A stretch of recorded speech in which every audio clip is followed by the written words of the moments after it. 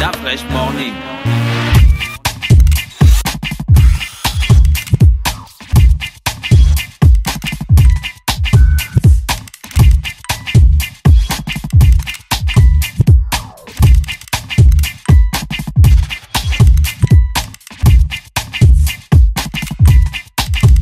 UrbanFM.fm. Urban FM. Découvrez et apprenez Urban FM. C'est la première radio urbaine en Gabon. Urban FM, c'est aussi une équipe de jeunes dynamiques à votre écoute pour vous satisfaire. La recherche d'une qualité de son parfaite, de nouvelles techniques de communication.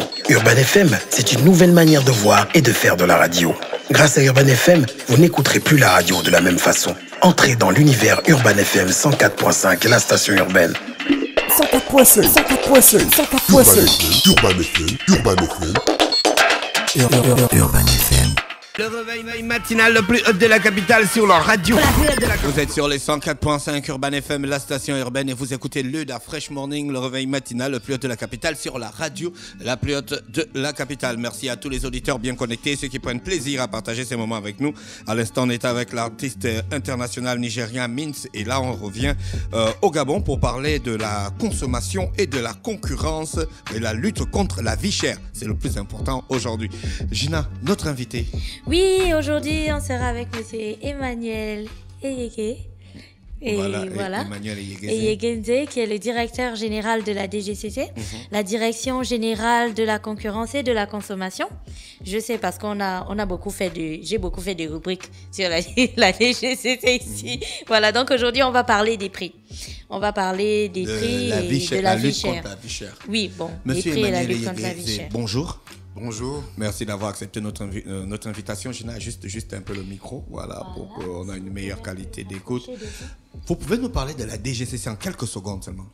Juste une petite présentation. La DGCC, c'est une direction générale dont les missions sont essentiellement de réguler l'activité économique en matière de concurrence. Il faut que tous les opérateurs évoluent dans des conditions de concurrence saines pour que, grâce à cela, les consommateurs puissent bénéficier déjà des produits de meilleure qualité et des produits de meilleur prix. Parce que la concurrence est aussi là pour faire baisser les prix. Nous sommes aussi en matière de protection des consommateurs. Tout ce que les consommateurs consomment doit être propre à la consommation. Donc nous sommes là pour veiller à ce que les produits qui sont mis en consommation puissent respecter les normes. Nous sommes là pour veiller à ce que ces produits ne présentent aucune dangerosité particulière. Nous sommes également là pour veiller à ce que lorsqu'un consommateur va acheter un produit ou un service, qu'il puisse bénéficier des meilleures garanties possibles. Donc, en réalité, nous sommes là pour protéger le consommateur, aussi bien sur le plan économique, sur le plan alimentaire, sanitaire. Le côté consommation, on va un peu laisser, on va rentrer dans le côté concurrence, mais vous êtes un spécialiste de l'économie, vous savez que la concurrence est libre dans le marché. Oui. C'est le marché, c'est le marché qui détermine les prix face à son comportement, donc la concurrence, l'offre et la demande et tout ça. Bien sûr, le marché détermine l'offre, le marché détermine les prix lorsque toutes les conditions sont remplies. Il faut que les opérateurs puissent évoluer dans les mêmes conditions. Il faut que les règles soient les mêmes pour tout le monde, mais malheureusement, au niveau de notre marché, vous pouvez constater qu'il y a certains monopoles, il y a certains opérateurs qui tentent de contourner la loi, il y a certains opérateurs qui tentent d'introduire sur le territoire national des produits qui ne sont pas reconnus par l'administration. Donc tout cela fausse la concurrence et nous, la direction générale, nous sommes là pour veiller sur tout ça, que tous les opérateurs respectent bien les règles établies en République gabonaise. Maintenant, vous avez aussi des secteurs dans lesquels la concurrence ne peut pas pleinement jouer, soit parce que le marché est assez restreint, soit parce que ce sont des secteurs qui par nature ne sont pas rentables. Dans ce cas, l'État est appelé à réguler ces secteurs, ou bien ça peut aussi être des secteurs stratégiques dans lesquels l'État veut mettre une certaine impulsion, et là l'État est appelé à réguler les prix. Comment vous faites sur le terrain pour réguler les prix? Vos contrôles que vous faites quand les boutiquiers ferment et puis ils vont se cacher, comment vous faites? Et je vais ajouter, Monsieur Ike, on sait qu'il y a des produits de première nécessité, par exemple, sur lesquels l'État fait beaucoup de communication souvent, où on essaie de maintenir un prix fixe de sorte que ce ne soit pas trop cher pour le panier de la ménagère. Comment ça se fait que quand une décision est par exemple prise et qu'on sait que bon, le paquet de sucre ne peut pas dépasser ce prix, mais il y a quand même des personnes qui, voilà quoi, les commerçants qui ne respectent pas la réglementation. Pourtant, comme disait Dafresh, comment vous faites pour maintenir ça? Comment vous faites pour que les commerçants gardent le cap et respectent? Vous venez de prendre l'exemple parfait d'un secteur dans lequel l'État a décidé de réguler les prix pour une période. Parce que tout cela se fait toujours pour une période. L'alimentation, suite à la crise alimentaire qui a vu l'envolée des prix, donc l'État, pour soutenir les ménages les plus fragiles, normalement l'objectif est de soutenir les ménages les plus fragiles, l'État a décidé de ne pas récupérer les droits de douane sur ces produits parce que la plupart sont des produits importés. L'État a aussi décidé de ne pas facturer la TVA. Tout comme l'État a aussi décidé de plafonner les marges. Des marges qui vont au trop jusqu'à 12%, 15%, dont les marges sont plafonnées. Maintenant, les produits sont clairement identifiés. Dans le cadre du dernier arrêté qui a été signé en août par le gouvernement, il y a 167 produits de consommation courante, c'est-à-dire les produits les plus consommés, et normalement par les ménages les plus fragiles, dont les prix sont bloqués. Il y a eu une phase de communication qui a duré 10 jours pour dire voici les prix qui sont bloqués.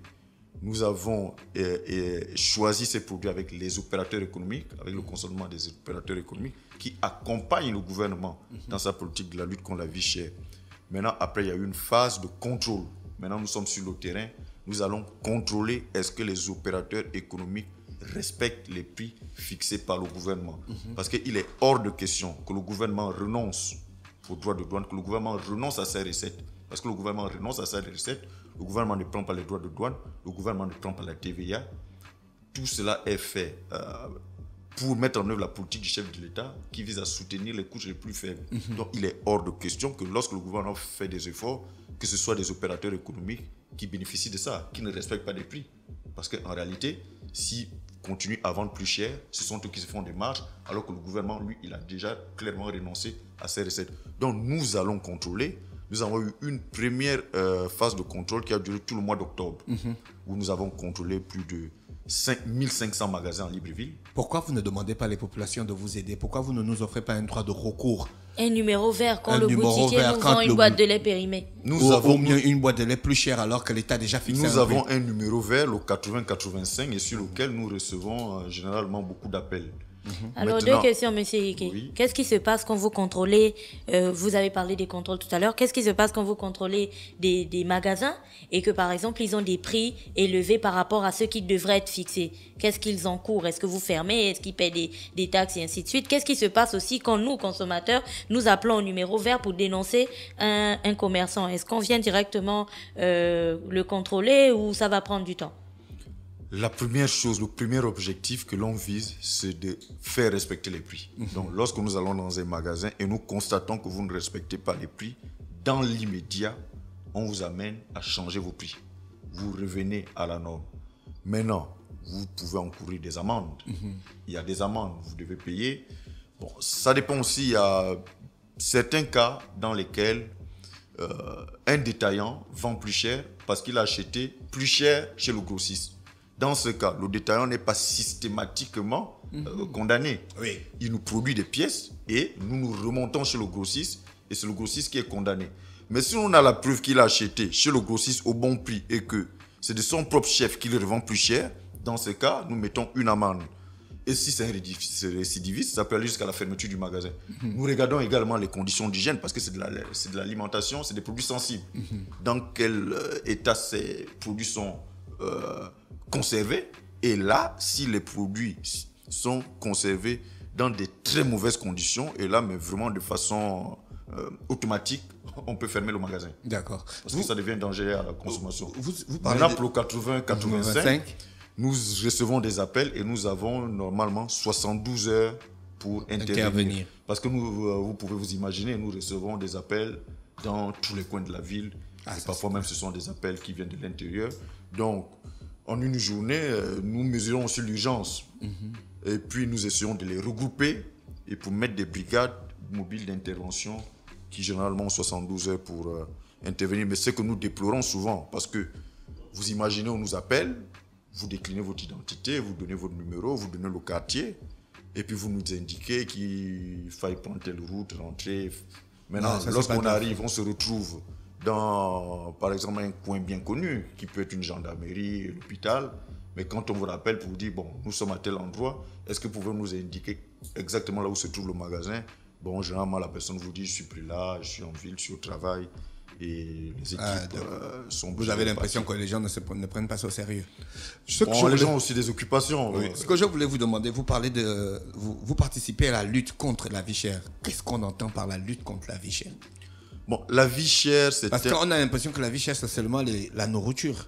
Il y a aussi les habits, les chaussures, les pantalons, les habits pour s'habiller correctement, quoi. Est-ce que ça rentre dans vos cordes? Le divertissement. Tout à fait. La vie chère, c'est toute une politique. L'aspect alimentaire n'est qu'une partie. Parce que lorsque vous prenez le panier de la ménagère, au Gabon, l'indice qui est calculé par la Direction générale de la statistique, vous avez deux principaux postes qui pompent les revenus des ménages. Vous avez l'alimentation, parce que les gens doivent manger. Ils n'ont pas le choix, ils doivent manger. Vous avez le logement. Beaucoup de Gabonais sont locataires. Et généralement, le logement peut vous prendre parfois même jusqu'à plus de 50% de votre salaire, de vos revenus. Après, vous avez l'éducation. L'éducation, vous avez la santé. Donc, nous devons regarder tout cet ensemble et derrière, il doit y avoir des politiques publiques bien précises. Dans le cadre de l'alimentation, les mesures que nous prenons aujourd'hui, ce sont des mesures de blocage des prix sur certains produits de consommation courante. Mais il y a d'autres mesures qui ont été lancées par le chef d'État pour augmenter l'offre. Quand vous prenez graines, vous prenez les projets agricoles développés par l'OLAM, tout ça c'est pour augmenter l'offre. En fait, si nous avons une offre nationale suffisante qui permet de limiter les importations, normalement les prix devraient baisser. Ça sur le plan de l'alimentation. Sur le plan du logement, tout le débat sur les logements sociaux, vous le connaissez. Donc il faut qu'il y ait l'offre de logement qui augmente pour pouvoir réduire le coût des logements. Là aussi, le gouvernement y travaille, le chef de l'État a sa priorité sur le logement, mais la Direction générale de la concurrence et de la consommation a pour mission de valider vos contrats de location. Et là, j'ai fait un bilan au niveau des services. Je n'ai que 2000 contrats qui ont été validés par la Direction générale. Vous imaginez le nombre de Gabonais qui louent? Il n'y en a que 2000. Donc, très peu viennent faire valider leur contrat par la Direction générale de la concurrence et de la consommation. Pourquoi on demande de faire valider les contrats? Parce qu'il y a toute une réglementation derrière. Le loyer est réglementé. Votre loyer ne peut pas dépasser 10% de l'investissement, 1 centime de l'investissement. Le loyer mensuel ne doit pas dépasser 1 centime de l'investissement. Donc, si votre maison a coûté 20 millions, le loyer ne doit pas dépasser 200 000. Donc, tout est réglementé. Or, aujourd'hui, qu'est-ce qui se passe?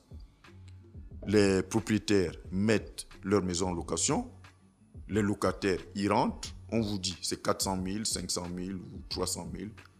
Vous rentrez, vous n'exigez pas un contrat, vous payez. Et même le contrat, il y a des clauses.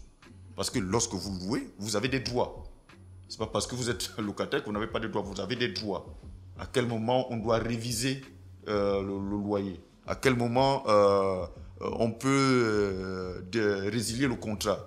On ne peut pas se lever un matin et vous dire, bon monsieur, sortez de ma maison parce que vous êtes locataire. Non, vous avez des droits. Donc, tout ça là, il y aura aussi une opération. Nous sommes en train de réfléchir comment amener les propriétaires, comment amener les locataires à venir. Est-ce que vous avez fait une étude pour savoir pourquoi il n'y a que 2000 contrats validés? Est-ce que vous avez essayé de comprendre quel est le problème avant de vous lancer dans une nouvelle étude pour voir comment vous allez tout réparer? Nous pensons d'abord que les gens, les populations ne sont pas forcément informées sur cette obligation de venir à la Direction générale de la concurrence et de la consommation. Et je profite déjà de l'opportunité que vous m'offrez ici pour leur dire. Tout loyer supérieur à 200 000 francs CFA doit être validé par la Direction générale de la concurrence et de la consommation. J'interpelle surtout les locataires. Il faut qu'ils le fassent. il faut qu'ils demandent à leurs bailleurs des contrats. Parce que le contrat les protège et le contrat réglemente le prix du loyer. Je pense que ce serait déjà une première démarche dans le cadre de la vie chère pour nous, Direction générale de la concurrence et de la consommation, de s'assurer que les Gabonais payent leur loyer au prix normal. Ce serait déjà une première bataille de gagner. Si on arrive maintenant au divertissement, M. Yégué, dernièrement, je pense depuis ce matin, on a une lettre qui circule sur les réseaux sociaux qui vous est adressée, bon, je dirais pas personnellement parce que c'est vous le directeur, elle vous est adressée avec votre nom dessus où un citoyen vous demande d'intervenir dans le cadre de l'augmentation de 500 francs, dans le cadre de la collecte de la redevance audiovisuelle et cinématographique qu'il juge inappropriée. Donc, selon vous... Vous voulez parler de Jean-Gaspard Ntoutoumai? Oui, c'est son nom qui est sur la lettre, oui. Très bien, j'ai effectivement reçu son courrier hier. Et je voudrais d'entrée dire qu'en tant que consommateur, c'est son droit le plus absolu de saisir la Direction générale de la concurrence pour une question qu'il pourrait considérer d'abus d'un opérateur. Qu'il peut considérer, je n'ai pas encore dit qu'il y avait abus. Donc c'est son droit le plus absolu et il s'adresse effectivement au bon service. Maintenant, nous avons reçu sa requête. Nous sommes en train de l'analyser. J'ai déjà eu un premier échange avec la Direction générale des impôts parce que ce sont les impôts qui ont proposé au gouvernement cette taxe. Donc, nous devons bien comprendre qui est l'assujetti. La loi le dit. Donc, nous allons analyser cette question, sa requête, et il aura une réponse dans les meilleurs délais. Ça ne devrait pas faire l'objet d'un buzz particulier. Vous savez qu'on est dans... Lorsqu'un consommateur se sent lésé, je dis bien, se sent lésé, il est de son droit le plus absolu de saisir l'administration compétente. Le problème qu'on a avec l'administration, ce sont les problèmes de délai. Et le président lui-même, il a mentionné ça tout dernièrement dans son discours, que les délais doivent être respectés et doivent être courts. Vous dites que vous allez réfléchir sur les questions de la vie chère en ce qui concerne surtout l'alimentation, le logement. Est-ce que vous pouvez donner un délai aux populations pour que les choses là rentrent rapidement en ordre, pour qu'on sente vraiment qu'il y a... Il y a vraiment de l'avancée. Il y a de l'avancée et que le panier de la ménagère devient de plus en plus lourd. Sur l'alimentation, il y a déjà une mesure. Un arrêté de blocage de prix de 167 produits. Pour 6 mois, on a commencé en septembre. Normalement, en fin mars, l'arrêté prend fin. Est-ce que vous êtes, êtes convaincu que beaucoup de Gabonais ont déjà la liste des 160 produits là? Oui, ça a été suffisamment médiatisé. Il y a eu des campagnes. Dans le journal L'Union, on a mis des encarts. On a mis l'arrêté avec tous les 167 produits. Mais vous conviendrez avec moi que... tous les ménages, lorsqu'ils vont faire les marchés, ils n'ont pas forcément l'arrêté sous la main en train de regarder quel est le produit qui est subventionné, quel est le produit qui ne l'est pas. Donc nous pensons que le mécanisme peut peut-être être réaménagé avec des produits peut-être plus restreints, mais vraiment des produits phares sur lesquels on pourrait mettre l'accent. La réflexion en cours, mais on devra d'abord la proposer aux autorités qui ensuite la valideraient. Vous parlez des délais, mais les délais, nous sommes d'avis, il faut que l'administration réagisse vite. Il faut que l'administration réagisse vite. Mais parfois, vous pouvez aussi comprendre que lorsqu'un problème est posé, il puisse nécessiter de l'analyse, il puisse nécessiter l'avis d'autres administrations qui ont monté le dossier à la base pour leur dire, voici notre analyse de la problématique. Comment vous la voyez? C'est le problème qui est posé ici.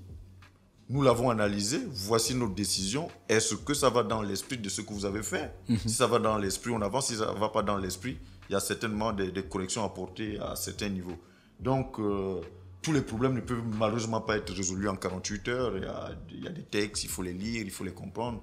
Parce qu'après, si on prend aussi une mauvaise décision, l'opérateur peut aussi se retourner contre l'administration pour dire finalement, moi j'ai pas tort, vous devez me dédommager. Donc il y a quand même ce temps. Mais vous êtes quand même convaincu que les populations, elles sont dans l'urgence d'avoir des résultats concrets? C'est Parce normal. que la vie chère, c'est quand même un peu... normal que les choses sont de plus en plus... C'est normal que les populations soient dans l'urgence. Je vais vous reprendre le cas de l'exemple des baux. Aujourd'hui, tout dépend des populations. Nous leur disons, il faut que les baux soient validés par la Direction générale de la concurrence et de la consommation. Apportez un nouveau baux pour qu'on puisse regarder si vous n'êtes pas lésé, si vos droits sont respectés. Tout dépend des populations. Maintenant, après, nous pouvons aussi aller contrôler. Et nous devons d'ailleurs aller contrôler. Bien sûr. Après. Mais on peut faire d'abord sensibiliser. Parce que si, imaginez, on se retrouve chez vous un matin, on sonne, on vous demande votre contrat de bail, vous dites, ben, j'ai pas de contrat, je paie mon loyer. Mais et vous, et le bailleur, vous êtes condamnable. Parce que le contrat doit porter votre signature. Nous ferons d'abord une phase de sensibilisation pour rappeler tout cela. Et ça va de l'intérêt Mais les bailleurs disent qu'ils ne font pas les contrats parce que ça coûte encore, ils ne valident pas les contrats parce que ça coûte encore plus cher là-bas à la DGCC. Ça veut donc dire que quand ils vont arriver là-bas à la DGCC pour déposer le contrat, il y a une taxe qu'ils devraient encore payer. Ce qui va faire qu'ils vont mettre la taxe là sur le loyer. Et c'est le locataire qui va payer ça. Donc ça va être plus cher pour lui. Je ne suis pas convaincu que ce soit la DGCC qui soit cher parce que le contrat de bail, c'est 100 francs la page.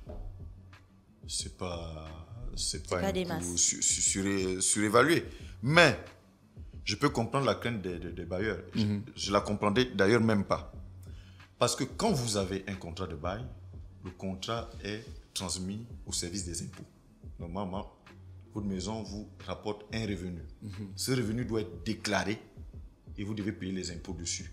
Donc, je pense plutôt, c'est mon avis, que s'il y a de la réticence de la part des bailleurs, c'est certainement pour ne pas déclarer leurs revenus, pour ne pas payer les impôts. Tout à fait. Je ne crois pas que ce soit une question de coût d'enregistrement au niveau de la DGCC. Une question beaucoup plus interne maintenant, monsieur Ege, par rapport à vos équipes. Et il est aussi revenu à plusieurs moments. À plusieurs moments que les équipes de contrôleurs que vous envoyez, qui sont envoyées sur le terrain par la DGCC ne font pas souvent, pas toutes les équipes, ne font pas souvent leur travail. Donc, concernant le contrôle sanitaire ou hygiénique ou du magasin et autres, ils prennent juste les taxes ou ils donnent des documents et ils sont la plupart du temps sous-doyés et corrompus. Et donc, moi, pour compléter, je voulais savoir comment on identifie un vrai contrôleur de la DGCC parce qu'il y a des faux contrôleurs. Voilà. Vous êtes dur avec les contrôleurs de la DGCC, la plupart du temps sous-doyés. Non, plus dur encore avec les contrôleurs de la mairie. Mais monsieur le directeur général, si on est dans cette situation, c'est que forcément, il y a eu défaillance dans le contrôle. Oui, parce que les magasins où les souris se baladent, où le sachet de riz qu'on achète a été mangé un côté par des rats et tout, où il y a des cafards qui marchent sur des baguettes de pain, vous êtes d'accord avec moi que non? Je comprends que tous les contrôleurs ne sont pas forcément de bonne moralité. Bon, il peut arriver certaines dérives, mais dire que la plupart du temps, ils ne font pas le travail, je ne partage pas totalement cet avis. Mais nous, au niveau interne, il y a des nouvelles mesures qui ont été prises vraiment pour rappeler tous les contrôleurs à l'ordre, pour leur rappeler leur mission. Et nous sommes en train d'organiser des contrôles et depuis un certain temps, vous voyez que les contrôleurs de la DGCC sont habillés. D'accord. Ils sont habillés, ils sont identifiés. Lorsqu'ils vont effectuer un contrôle, ils ont un ordre de mission qui décrit clairement la mission, qu'est-ce qu'ils doivent contrôler. Ils ne sont pas habilités à tout contrôler. Nous venons peut-être à... Sont-ils habilités à prendre de l'argent des opérateurs? Non, pas du tout. D'accord. Nous disons, par exemple, s'ils viennent à Urban FM, ils doivent venir contrôler si cet appareillage est bel et bien rentré avec les documents nécessaires. C'est tout. C'est ça, les opérateurs viennent, ils vous présentent l'ordre de mission, vous devez présenter des factures, où est-ce que vous avez acheté ça, à quel prix, et ainsi de suite. Donc, l'ordre de mission définit tout et leur nom est marqué dans l'ordre de mission. Donc, s'il y a un problème, vous connaissez qui vous a contrôlé, qui vous a demandé quoi. Les sanctions sont là. Si il y a des dérives, ça peut aller jusqu'à la révocation pure et simple et ça peut même finir au pénal. Donc, ils sont conscients de tout ça et depuis un certain temps, je pense qu'on a moins en moins de retours des contrôleurs qui demanderaient de l'argent sur le terrain. Et je tiens à dire aux opérateurs économiques que lorsque les contrôleurs de la DGCC passent dans leur structure, tout ce qu'il peut faire, c'est d'établir une fiche de constat, laisser une convocation.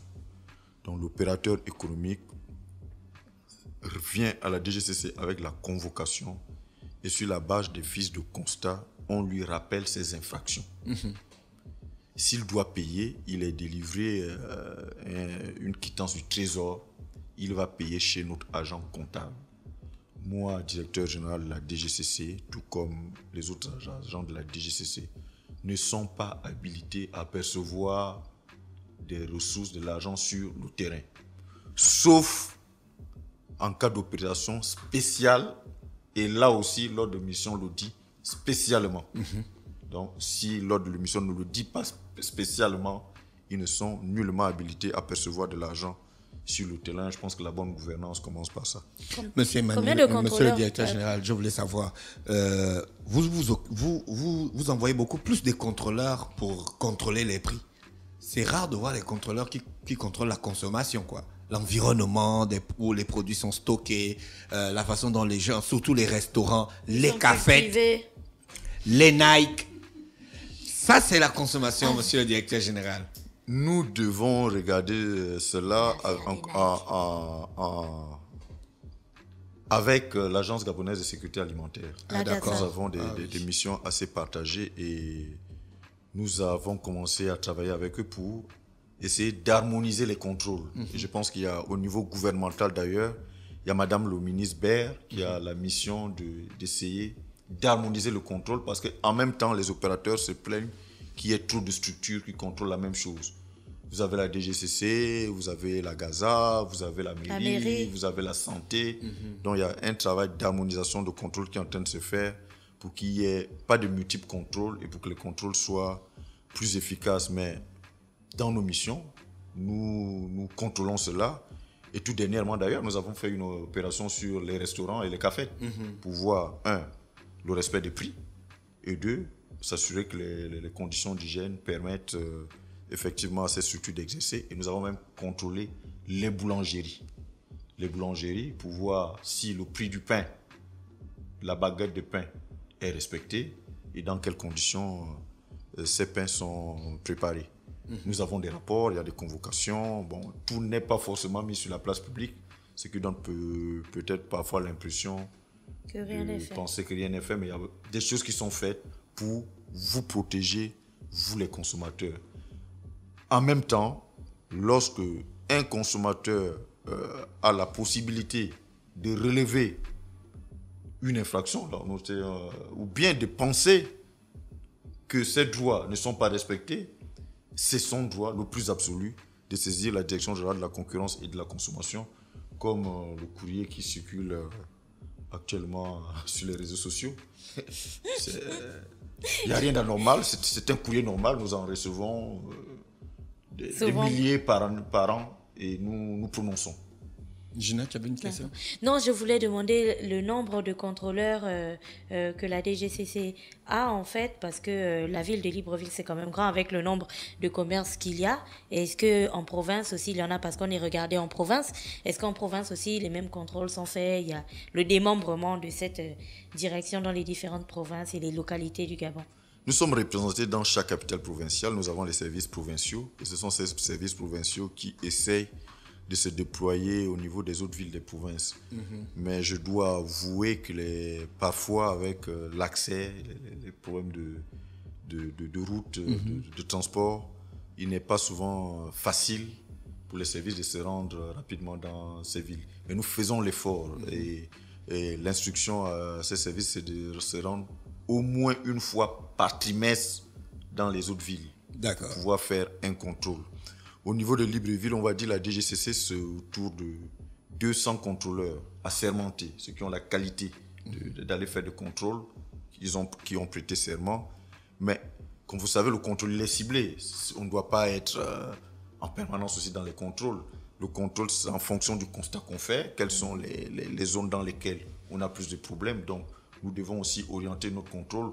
On doit la mission de la DGCC, c'est pas d'être dans tous les magasins au même moment et tous les jours. Non, si un magasin est en règle, il est en règle.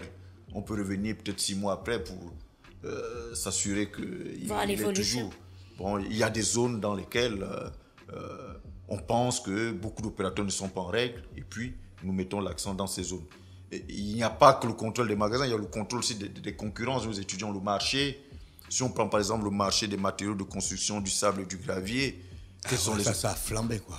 Non, par contre, on vient de faire une analyse, les prix des matériaux, le sable et le gravier, depuis 2013, avec justement la concurrence, parce qu'il y a des nouveaux opérateurs qui sont introduits sur le marché, des opérateurs chinois notamment, ont tendance à ramener les prix vers le bas. Peut-être qu'ils sont encore élevés, nous sommes en train de regarder les coûts de production de ces matériaux, mais la tendance est quand même baissière. Mais le problème des matériaux de construction, c'est le transport. Quand vous achetez une quantité de sable ou de gravier, généralement le camion qui part de la zone chez vous, il coûte quand même, on pense qu'il coûte assez cher. Et là aussi, le gouvernement est en train de travailler, un travail qui va certainement se faire avec le ministère des Transports pour voir comment réglementer tout cela. Est-ce que les prix appliqués aujourd'hui, ce sont les justes prix? Monsieur le directeur général, est-ce que vous êtes résolument engagé à lutter contre la vie chère au niveau de votre direction? C'est la mission que nous avons. La mission bien sûr, il y a des gens qui ont eu les missions là avant vous. Hein. La vie chère. Il y a des gens qui ont... On parle de vous, vous-même personnellement. Nous sommes résolument engagés à lutter contre la vie chère. Mais c'est un combat de tous les jours. C'est un combat de tous les jours parce que vous aurez toujours des opérateurs qui veulent gagner plus. Tous les opérateurs ne sont pas honnêtes. Ce sont des opérateurs économiques, il faut le comprendre. Ils veulent parfois, malheureusement, se faire de l'argent assez rapidement, mais notre combat est de ramener, déjà en matière de concurrence, ramener tous les opérateurs à respecter la règle. Il faut que la concurrence puisse jouer sur la qualité des produits, sur les prix. Et vous êtes là pour veiller à cela? Nous sommes là pour veiller à ça. Voilà pourquoi, de notre propre initiative, nous allons dans les enquêtes. Et voilà aussi pourquoi, lorsqu'un opérateur se sent lésé, parce que il dénonce des pratiques anticoncurrentielles, il saisit la DGCC.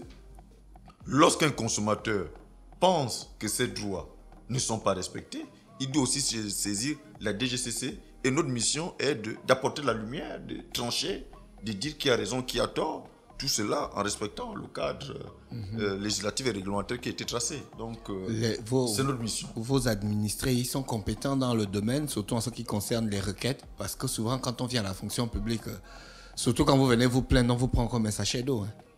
Non, les administrés ont de la compétence. Lorsqu'une requête est posée, nous l'analysons. Et si c'est un domaine un peu plus technique, nous nous adressons aussi à l'administration technique qui a compétence, qui nous donne son avis motivé. Sur la base de cet avis, nous nous prononçons. Nous ne sommes pas des ayatollahs de la connaissance, nous ne connaissons pas forcément tout.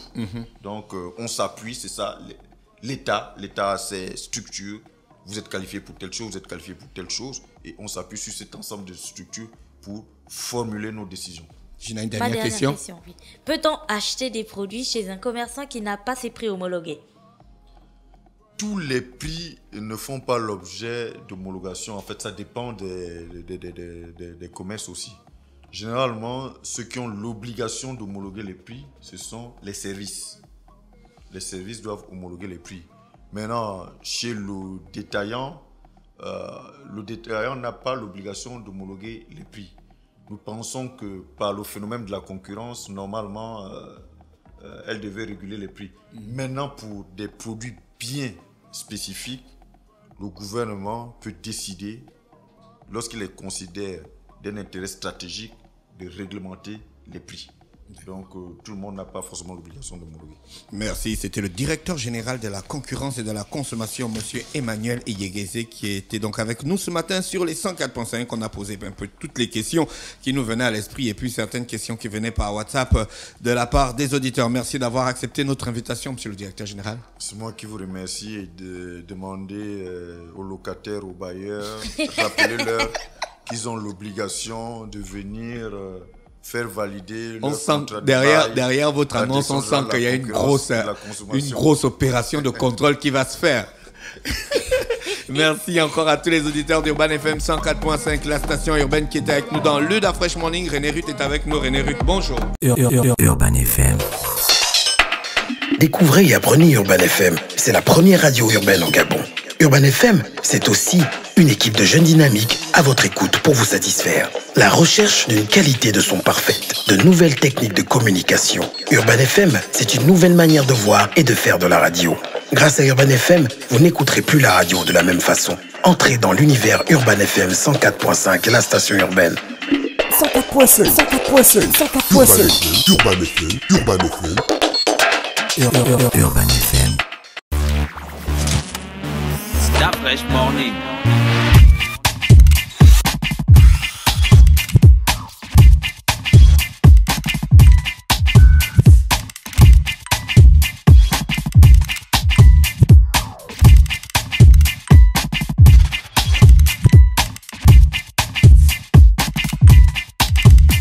UrbanFM.fm